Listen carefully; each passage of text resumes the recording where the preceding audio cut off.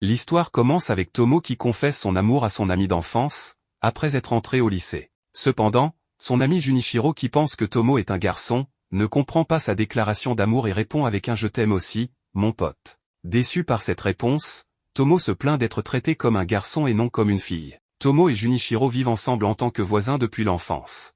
Ils jouaient ensemble et traînaient souvent ensemble. Cependant, en grandissant, ils sont allés dans des écoles primaires différentes. Mais au collège, quand ils se sont retrouvés, Junichiro a commencé à croire que Tomo était un garçon, et c'est la première fois qu'elle a été traitée comme un garçon. En allant au lycée, Junichiro a donné une tape sur les fesses de Tomo sans réfléchir, ce qui l'a embarrassé et frustré. Tomo lui a alors donné un coup de poing au niveau des côtes, en précisant qu'elle savait aussi faire du karaté. En arrivant dans sa classe, Tomo cherche de l'aide auprès de sa meilleure amie Misuzu.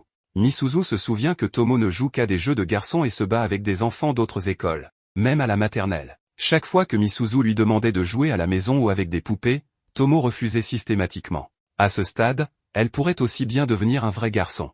En demandant de l'aide encore une fois, Misuzu dit que Tomo a de nombreux problèmes, l'un d'eux étant sa manière de parler. Misuzu lui conseille d'essayer d'adoucir son ton, d'être plus poli et moins brusque. Après avoir écouté ses conseils, Tomo commence à parler plus correctement mais Junichiro lui dit qu'elle parle comme un vieil homme. En colère contre ses remarques, Tomo lui demande quel est son problème et décide de régler cela par un combat. Quand Junichiro attrape son col, des choses de fille de Tomo se montrent. Embarrassé, Tomo demande une pause, mais Junichiro n'écoute pas et il commence à se battre. En rentrant à la maison, le père de Tomo lui demande ce qui est arrivé à son visage. Elle répond qu'elle s'est battue avec Junichiro et qu'elle a perdu. Son père l'appelle une guêpe du style Aizawa et ils commencent à se disputer pendant que la mère de Tomo profite de leur dispute en cuisinant pour eux. Le lendemain matin, Junichiro demande pardon à Tomo et dit qu'elle lui a aussi donné un coup de poing. Ne répondant pas, Junichiro commence à la taquiner en lui touchant la taille mais reçoit un coup de poing au visage. Junichiro dit qu'il s'est déjà excusé plusieurs fois, donc elle ne devrait pas être en colère. La vie est ennuyeuse quand elle n'est pas là et il ne supporte pas qu'elle l'ignore une seconde de plus. En se remémorant ses paroles, Tomo dit qu'il est toujours comme ça le jour où ils se battent, mais lui dit qu'elle ne l'ignorera pas. Redevenus copains, ils se donnent un coup de poing amical et vont au lycée. Sur le toit, Misuzu demande à Tomo pourquoi elle et Junichiro viennent toujours à l'école ensemble, traînent ensemble toute la journée à l'école, et pourquoi elle passe sa pause déjeuner avec elle. Tomo répond que quand une fille et un garçon vont ensemble, ils ont l'impression de sortir ensemble et elle ne veut pas ressentir cela. Fâchée par sa déclaration, Misuzu s'enfuit en disant qu'elle doit manger avec Junichiro. Pendant qu'elle mange à côté de Junichiro, Tomo révèle qu'elle ne mange pas avec le trio parce que ces deux-là se détestent. En mangeant son poulet frit, Junichiro en demande un morceau, ce qu'elle lui donne volontiers, mais elle devient embarrassée quand Junichiro lui tient la main pendant qu'il mange le poulet avec ses baguettes. Au milieu de l'école, un garçon nommé Tanabe arrive et demande à Junichiro où il en est avec Tomo, en parlant des choses intenses que les sportifs font ensemble, pensant à une pratique de karaté qu'ils font habituellement chez elle. Junichiro dit à Tanabe qu'ils font ça depuis qu'ils sont enfants, ce qui surprend Tanabe qui déclare qu'il n'y a aucun doute qu'elle a un corps incroyable. En pensant à ses coups de pied volants, Junichiro répond que Tomo a de bons pieds et sait bien les utiliser. Entendant cela, Misuzu se dirige immédiatement vers Tomo et lui raconte tout. Furieuse, Tomo bat Junichiro. Plus tard, Misuzu arrête Tanabe en lui disant que Junichiro et Tomo ne sortent pas ensemble et que Junichiro ne voit même pas Tomo comme une fille. Tanabe trouve leur relation intéressante et se demande comment il pourrait les aider. Misuzu, en colère, dit qu'elle les connaît depuis l'enfance et qu'elle est la seule à pouvoir jouer avec eux. Ce jour-là, il commence à pleuvoir fortement. Misuzu et Junichiro se rappellent qu'ils n'ont pas apporté de parapluie. En se retrouvant, Misuzu se souvient comment elle et Tomo jouaient ensemble, mais maintenant Junichiro la déteste sans raison. Junichiro dit qu'elle inventait toujours des farces extrêmes, mais que chaque fois que les adultes les réprimandaient, elle se cachait et s'enfuyait. Pour instiller de l'insécurité, Misuzu demande à Junichiro comment il se sentirait si Tomo obtenait un petit ami et le quittait pour lui. Cela pousse Junichiro à la pousser vers le haut et sous la pluie. Soudain, Tomo arrive avec un parapluie. Au lieu de Junichiro, Tomo demande à Misuzu de venir avec elle sous son parapluie, mais elle refuse et lui fait aller avec Junichiro. En rentrant chez eux, Tomo essaie de marcher un peu loin de Junichiro et finit par se mouiller. Quand Junichiro lui demande pourquoi elle reste éloignée de lui, Tomo se rappelle qu'elle vient des toilettes et sent la transpiration. Junichiro la renifle et dit qu'elle sent plutôt bon. Embarrassée, Tomo quitte Junichiro et court sous la pluie. Arrivant à l'endroit de Tomo, Junichiro remarque ses vêtements mouillés et voit le soutien-gorge de Tomo, ce qui le fait fuir. Au club de karaté des garçons, Tomo combat avec son coéquipier Misaki. Misaki se rappelle à quel point elle est incroyable, agile et plus forte que n'importe qui d'autre dans le club de karaté. Après avoir été mis KO, Tomo s'excuse, mais Misaki ne semble pas s'en formaliser. Il demande pourquoi elle a rejoint le club des garçons, Et Tomo répond que tous les autres élèves dans le dojo de sa famille sont des garçons, donc elle y est habituée. Mais lors de son premier match dans le club des filles, elle s'est laissée emporter et a mis KO la plupart des nouvelles élèves. Elle dit aussi qu'elle a rejoint le club des filles pour changer d'environnement, mais avant de s'en rendre compte, elle était à nouveau entourée de garçons et pense qu'elle est un échec en tant que fille. Cependant, Misaki dit à Tomo qu'elle est une fille très charmante. Heureuse, Tomo déclare que c'est la première fois qu'un garçon la reconnaît comme une fille. Elle demande à Misaki ce qui semble féminin chez elle. Misaki répond qu'elle a toutes sortes de charme. Mais qu'elle doit se concentrer sur une chose, elle est déjà très charmante telle qu'elle est et devrait avoir plus de confiance en elle-même.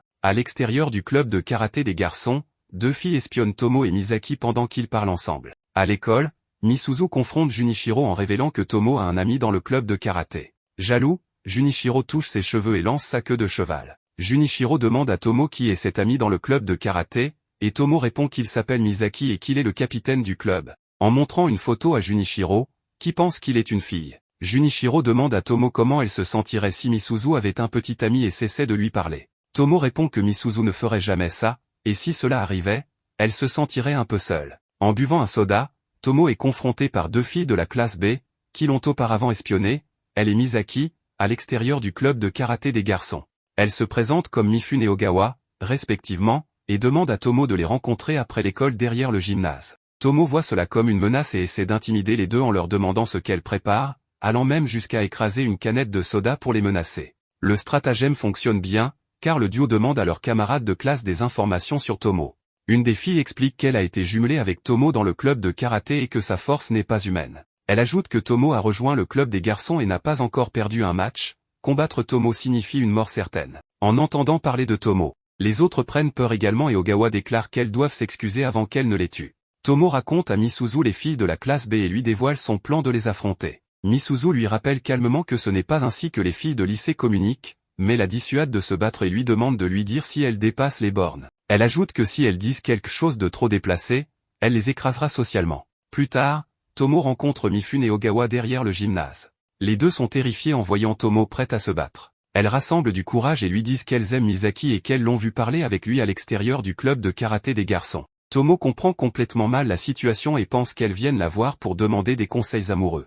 Elle se rappelle qu'elle n'aurait jamais pensé que son rêve de donner des conseils amoureux se réaliserait. Elle leur dit que si elles veulent se rapprocher de Misaki, la première chose à faire est de devenir ses amies. Rassurée, Tomo dit à Misuzu qu'elle se sent maintenant comme une des filles. Misuzu lui demande si elle sait comment on l'appelait dans son dos au collège mais elle ne le sait pas et elle lui dit qu'elle l'appelait la prédatrice ultime. Soudain, Junichiro arrive, la saisit par derrière et l'emmène hors de la classe. Dans le bus, Junichiro dit à Tomo de s'asseoir à côté de lui, alors elle s'assoit près de lui mais elle rougit. Être assise à côté de lui fait battre son cœur, elle se lève et dit qu'elle va rester debout. Apparemment, il n'a aucune idée que Tomo l'aime et il ne la traite pas du tout comme une fille malgré qu'elle en soit une. Elle est la seule à en être hyper consciente. Puis un vieil homme la touche aux fesses pour son plaisir. Elle veut attraper le vieil homme mais ne veut pas que Junichiro le découvre. Junichiro la regarde et elle doit l'endurer pour que Junichiro ne réalise rien, sinon elle va se mettre à pleurer mais Junichiro le remarque et effraie le vieil homme en l'attrapant par le col de sa chemise. Plus tard, il le signale à la police. Tomo marche avec Junichiro et est surprise car elle ne l'a jamais vu comme ça avant. En ce moment, elle commence à sentir qu'il la traite comme une fille. Il dit qu'elle devrait arrêter de porter des jupes, ce qui la déconcerte. Le lendemain, Tomo rencontre Misuzu et l'informe de ce qui s'est passé dans le bus la veille. Misuzu s'inquiète en l'entendant et demande à Tomo si elle va bien. Tomo répond qu'elle va bien et que Junichiro s'est occupé du vieil homme, ce qui soulage Misuzu. Elle ajoute que Junichiro lui a dit d'arrêter de porter des jupes, leur école permettant aux filles de porter des pantalons. Il lui a donc conseillé d'en porter. Tomo se demande pourquoi il le lui dit maintenant. Il répond qu'une jupe ne lui va pas bien.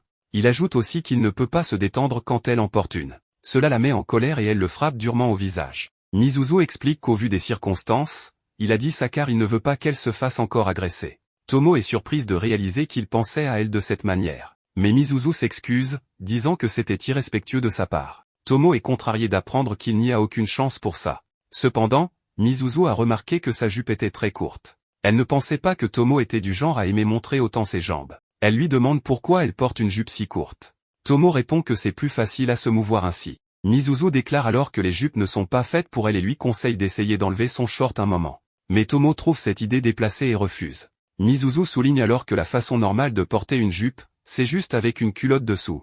Tomo pense que si sa jupe se relevait, tout se verrait. Misuzu affirme que c'est ainsi que les jupes doivent être portées, elle-même ne porte que des culottes sous sa jupe aujourd'hui. Cela fait penser à Tomo qu'elle est ce genre de fille, ce qui la met mal à l'aise. Mizuzu lui conseille alors d'essayer de porter une jupe sans short pour paraître plus féminine. À la fin des cours, elle prend le short de Tomo et arrange les choses pour que Junichiro et Tomo rentrent ensemble. Plus tard, Mizuzu rencontre Junichiro et l'informe de ce qu'elle a entendu. Elle lui dit que Tomo veut rentrer avec lui et l'attend en bas. Cela le rend heureux d'apprendre que Tomo n'est plus fâché contre lui. Il se précipite et la voit sans short, choqué. De son côté, Tomo est gêné devant lui. Ils commencent à marcher ensemble et elle s'excuse de l'avoir frappé si fort la veille. Elle constate que Mizuzu avait raison, Junichiro réagit très différemment de d'habitude. En marchant, il se cogne contre un poteau ce qui la fait penser qu'il est juste bizarre. Puis il monte dans le bus debout, n'ayant plus de siège libre. De son point de vue, il peut voir que tous les passagers regardent Tomo. Il se met devant elle et lance des regards menaçants ce qui fait peur aux autres passagers. Plus tard, Tomo remarque que Junichiro marche plus vite que d'habitude aujourd'hui. Elle a l'impression qu'il essaie de lui échapper, alors elle tente de l'arrêter mais le vent souffle et soulève sa jupe. Junichiro voit ses dessous et s'évanouit. Il s'assoit ensuite sur un banc. Il s'excuse pour la veille et dit que le fait d'être simplement meilleurs amis ne lui donne pas le droit de lui dire comment s'habiller. Il pense qu'il est inapproprié qu'elle porte des vêtements qui la rendent mal à l'aise. Tomo est surprise de voir Junichiro avec une telle expression. Le lendemain, Mizuzu lui demande comment ça s'est passé après qu'elle ait enlevé son short la veille. Tomo répond que c'était horrible et déclare qu'elle ne s'habillera plus jamais comme ça. Mizuzu lui demande alors s'il a vu sa culotte. Cela met Tomo en colère et elle lance une balle vers Mizuzu, mais la rate. Mizuzu comprend d'après la réaction de Tomo que Junichiro a vu sa culotte et veut savoir comment il a réagi. Tomo répond qu'il s'est évanoui en la voyant, ce qui fait rire Mizuzu. Plus tard, Mizuzu rencontre Junichiro et lui dit qu'elle a entendu qu'il n'avait pas adressé la parole à Tomo de la journée. Elle l'informe que Tomo semblait assez triste. C'est inhabituel pour lui d'éviter Tomo une demi-journée. Il la frappe sur la tête avec ses doigts. Ensuite, Junichiro apparaît par derrière, passe son bras autour de Tomo et l'invite à déjeuner ensemble. Mais Tomo se dispute avec lui car elle lui a dit d'arrêter de surgir comme ça sans prévenir. Mizuzu les observe de loin. Carol Holston est très populaire auprès des garçons quand elle entre en classe. Tous les garçons l'entourent, c'est toujours comme ça dès son arrivée. Tomo pense qu'elle est la plus populaire auprès d'eux, donc la plus féminine. Elle se demande comment devenir comme ça. Mizuzu lui dit d'abord de poser l'haltère avec laquelle elle s'entraînait. Puis souligne que Carol n'est pas populaire que pour son apparence, elle est la seule étudiante anglaise de l'école, ce qui lui donne un côté premium. Ses énormes seins attirent aussi l'attention des garçons. Sa personnalité douce et fragile fait également mouche sur leurs instincts. Plus tard, Tomo se demande en quoi être fragile peut être mieux, alors qu'elle marche dans le couloir. Elle rencontre Misaki, et est surprise de voir Carol avec lui. Ils déclarent qu'ils sont cousins éloignés et amis depuis l'enfance. Carol annonce qu'ils sont fiancés mais selon lui, ça n'a été qu'évoqué. Carol révèle qu'ils se sont déjà mariés 3 fois, choquant Tomo.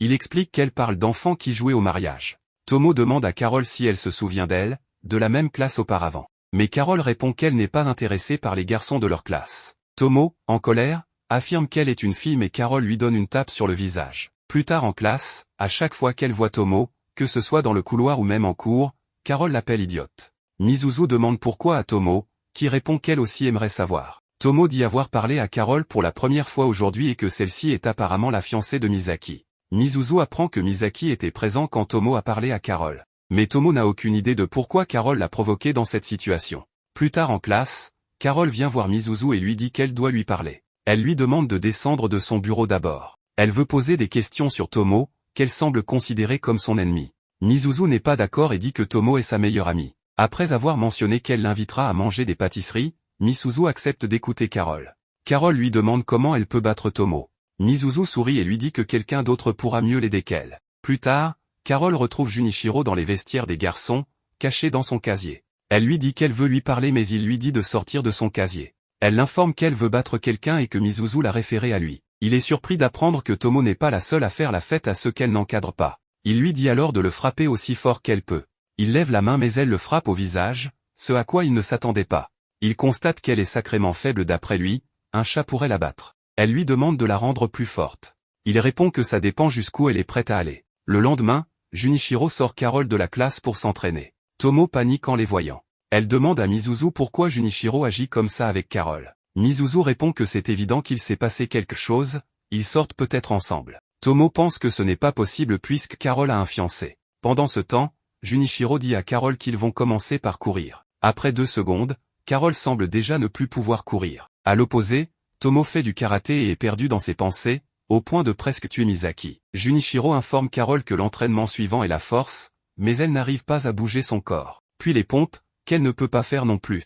Il lui demande ce qu'elle peut faire. Elle répond qu'elle peut sauter à la corde, ses seins rebondissant quand elle saute. Junichiro regarde en feignant de ne pas remarquer. Tomo arrive pendant que Junichiro montre à Carole quoi faire si l'ennemi l'attrape par derrière. Carole lui dit que Tomo est son ennemi, ce qui le choque car Tomo est très forte. Tomo, en colère, l'attrape par le t-shirt et le soulève. Carole se remémore Misuzu lui avoir dit de rester près de lui et qu'elle comprendrait vite. Carole déclare qu'elle a compris, qu'elle abandonne d'être son ennemi et l'entraînement aussi. Carole s'en va brusquement, ayant saisi le sens des mots de Misuzu.